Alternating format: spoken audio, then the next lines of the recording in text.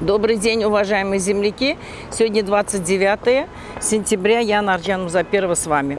Сегодня вот уже второй день я нахожусь у здания ООН и хочу уделить все внимание на тех, кто приехал с других стран, на всех представителей, которые приехали с других стран, чтобы знали, что происходит в нашей Туркмении.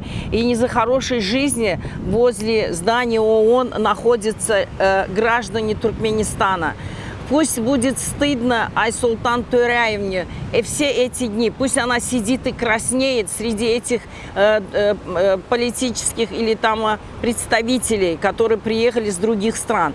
Вот. И я хочу сказать, что она работает уже здесь 20 лет почти и не знает английского языка. Ей просто позор. Она должна была выступить или на туркменском вступительное слово, или же на английском.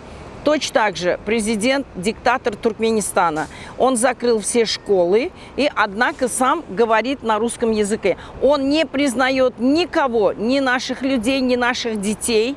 Вот, поэтому давайте, уважаемые туркменистанцы, не будем сидеть сложа руки. День за днем все у нас в стране хуже и хуже. Хорошего ничего нет.